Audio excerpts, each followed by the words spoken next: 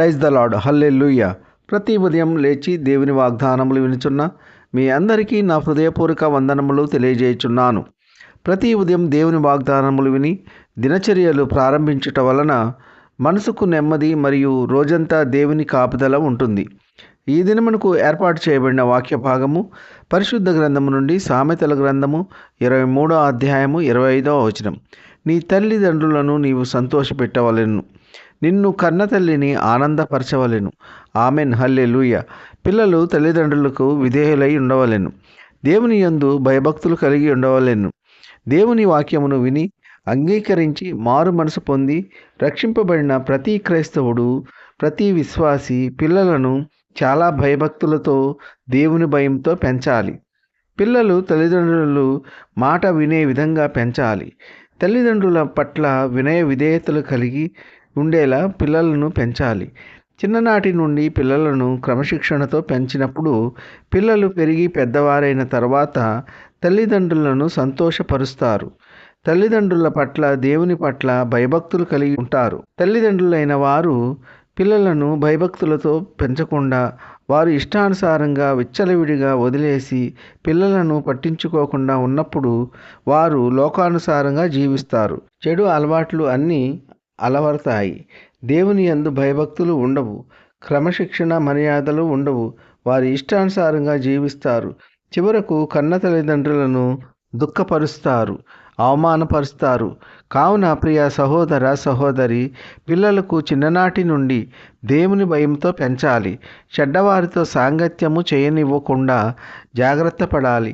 పిల్లలు ఎవరితో వెళుతున్నారు, ఎక్కడికి వెళుతున్నారు, ఏమి చేస్తున్నారు అనే విషయాలు తల్లిదండ్రులు వారిని జాగ్రత్తగా కనిపెట్టాలి. వారు ఒకవేళ చెడు మార్గముల వైపు వెళ్ళినప్పుడు వారిని అదుపు చేయాలి. మంచి మార్గములో నడిచే విధంగా చూడాలి. పిల్లలను సన్మార్గములో దేవుని భయభక్తులతో పెంచినప్పుడు పెరిగి పెద్దవారైనప్పుడు తల్లిదండ్రులను సంతోషపరుస్తారు, గొప్పవారవుతారు, ఉన్నతమైన స్థితిలో ఉంటారు. కావున ప్రియ సహోదర సహోదరి, పిల్లలు బాగుపడాలన్నా చెడిపోవాలన్నా తల్లిదండ్రులదే బాధ్యత. పిల్లలైన వారు తల్లిదండ్రుల మాట వినాలి. అమ్మా నాన్న నా మంచికే చెబుతున్నారు, నా బాగు కోరి నన్ను గద్దిస్తున్నారు, నేను మంచి మార్గంలో నడవాలని నాకు చెబుతున్నారు అని గ్రహించాలి. తల్లిదండ్రులు పిల్లల మనసు అర్థం చేసుకోవాలి. వారిని ప్రేమతో చూడాలి, ప్రేమతో బోధించాలి, ప్రేమతో క్రమపరచాలి. క్రూరంగా ప్రవర్తించరాదు. ఈ కొద్ది మాటలు దేవుడు దీవించునుగాక. ఆమెన్. ప్రార్థన. కృపా సత్య సంపూర్ణుడా యేసయ్య, మీ ఘనమైన ఉన్నతమైన నామమునకు వేలాది వందనాలు స్తుతులు చెల్లించున్నాము తండ్రి. మీరు గొప్ప దేవుడు, శక్తివంతుడు, సర్వాధికారి. మీ స్తోత్రములు. ఈ వేకువనే లేచి ఎందరైతే మీ వాక్యమును విని మిమ్ములను అంగీకరించి ఉన్నారో అటువంటి బిడ్డలందరినీ దీవించండి, ఆశీర్వదించండి.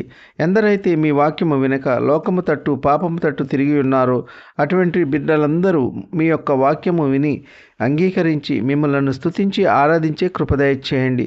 వాక్యము ద్వారా తెలియజేసిన విధముగా నీ తల్లిదండ్రులను సంతోషపెట్టుము, నీ కన్న తల్లిని ఆనందపరచవలను అని వాక్యము ద్వారా సెలవిచ్చి ఉన్నారు. మీకు స్తోత్రములు. పిల్లలైన వారు తల్లిదండ్రుల మాట విని భయభక్తులు కలిగి జీవించేలా మీ కృప దయచేయండి. తల్లిదండ్రులకు సంతోషము కలిగజేసే విధముగా ఉండులాగున మీ కృప ఉంచండి. ఉద్యోగం లేని బిడ్డలకు ఉద్యోగములు దయచేయండి. వివాహములు కాని బిడ్డలకు వివాహములు జరుగులాగున మీ కృప ఉంచండి. సొంత గృహము లేని బిడ్డలకు సొంత గృహము దయచేయండి. సొంత వాహనము లేని బిడ్డలకు సొంత వాహనము దయచేయండి. అప్పుల బాధలు, ఆర్థిక సమస్యల నుండి విడుదల దయచేయండి. రిటైర్మెంట్స్ నిమిత్తము, పింఛన్స్ నిమిత్తము, ట్రాన్స్ఫర్స్ నిమిత్తము అప్లై చేసిన బిడ్డలకు క్షేమమైన సమాచారం అందులాగున మీ కృప ఉంచండి. గర్భఫలము లేని బిడ్డలకు గర్భఫలము దయచేయండి. గర్భిణీ స్త్రీలకు సుఖమైన ప్రసవ దినాలు దయచేయండి.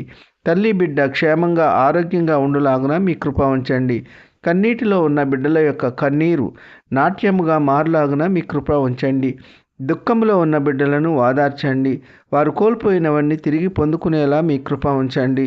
ఉద్యోగస్తులను, వ్యాపారస్తులను కూలి పని వారిని కాపాడండి. వారి యొక్క పనిబాట్లలో రాకపోకల్లో మీ యొక్క కాపుదల ఉంచండి. దైవ సేవకులను వారి కుటుంబాలను కాపాడండి.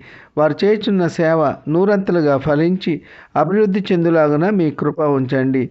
మంత్రులను, ముఖ్యమంత్రులను, ప్రధానమంత్రులను కాపాడండి. రాజకీయ నాయకులను కాపాడండి. అధికారులను కాపాడండి. దేశాన్ని శాంతి సమాధానంగా పరిపాలించడానికి తగిన జ్ఞానాన్ని దయచేయండి. కుటుంబ కలహాల నుండి విడుదల దయచేయండి.